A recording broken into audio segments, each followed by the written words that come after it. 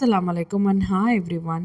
Super delicious ஆன soft and ஸ்பாஞ்சியான ரொம்பவே வாசனையான புட்டிங் கேக் பேக்கரி ஸ்டைலில் வீட்டில் ஈஸியாக எப்படி செய்கிறதுன்னு பார்க்கலாம்.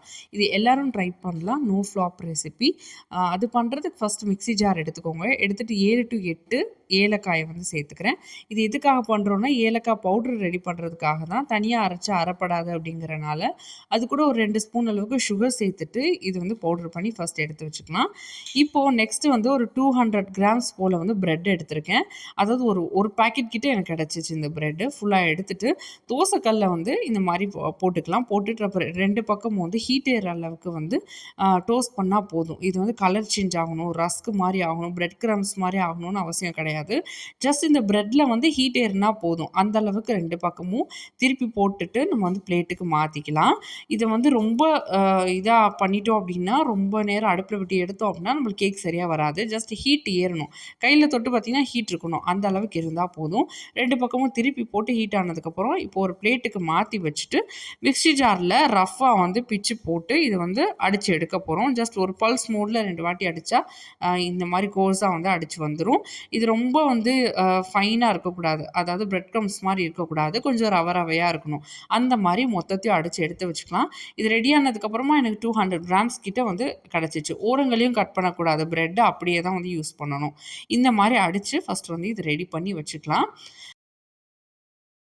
இப்போ கேக்குக்கான ப்ரிப்ரேஷன் ஸ்டார்ட் பண்ணலாம். இதுக்கு 3 எக்கு தேவைப்படும். எப்பயுமே கேக் பேக் பண்ணுறதுக்கு நம்ம ஃப்ரிட்ஜ்லேருந்து டைரெக்டாக வந்து எக்கை எடுத்து யூஸ் பண்ணக்கூடாது. அட்லீஸ்ட் 3 ஹவர்ஸ்க்கு முன்னாடியாவது எக்கை வந்து ஃப்ரிட்ஜ்லேருந்து எடுத்து வச்சு கூலிங் போனதுக்கப்புறம் யூஸ் பண்ணால் தான் எந்த ஒரு கேக்கோ இல்லை எந்த ஒரு ரெசிபி நம்ம செஞ்சாலும் அது வந்து கரெக்டாக வரும். இப்போ எக்கில் வந்து 1.5 ஸ்பூன் அளவுக்கு வெனிலா எக்ஸ்ட்ராக்ட் சேர்த்துட்டு நல்லா வந்து பீட் பண்ணிகிட்ருக்கேன்.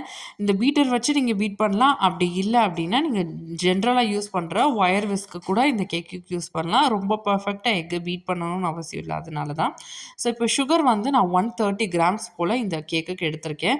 பிகாஸ் ஏன் இவ்வளோ கம்மியாக எடுத்திருக்கோம் அப்படின்னா நம்மளுக்கு வந்து ஆல்ரெடி ப்ரெட்டில் வந்து சுகர் இருக்கும். அதனால 130 கிராம்ஸ் இல்லை ஒரு 5 கிராம்ஸ் கம்மியாக கூட சேர்த்துக்கலாம்.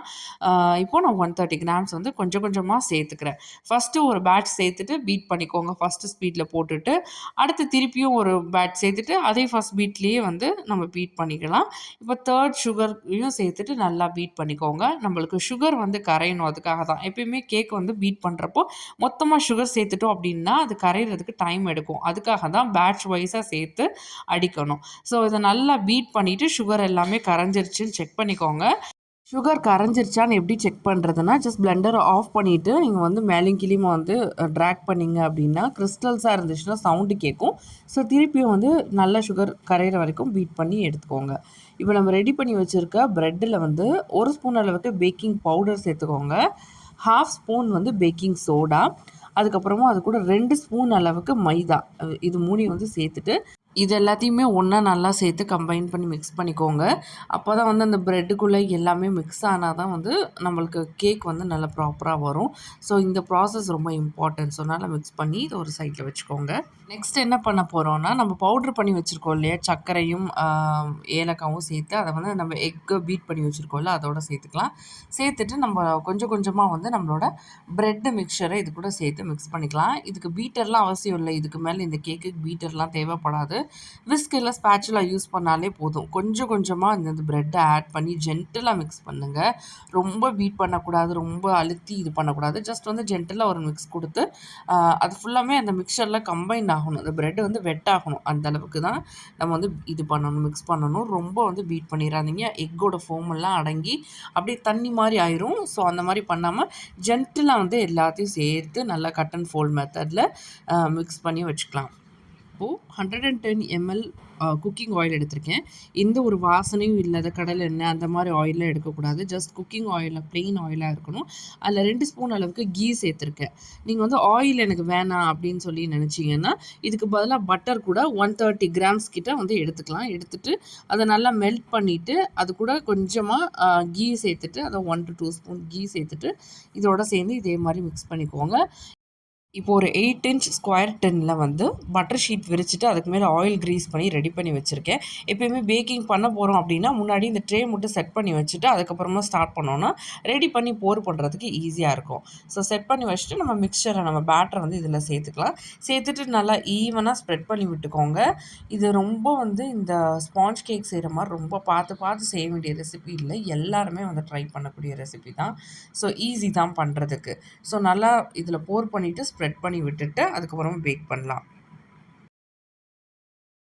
செட் பண்ணிவிட்டு ஜஸ்ட் வந்து டின்னை எடுத்து லெஃப்ட் அண்ட் ரைட் இந்த மாதிரி ஷேக் பண்ணோன்னா மேடு பள்ளம் இல்லாமல் கொஞ்சம் ஈவனாக வந்து ஷேப்பாக வந்து நம்ம கேக் பேட்டர் வந்து செட் ஆகும்.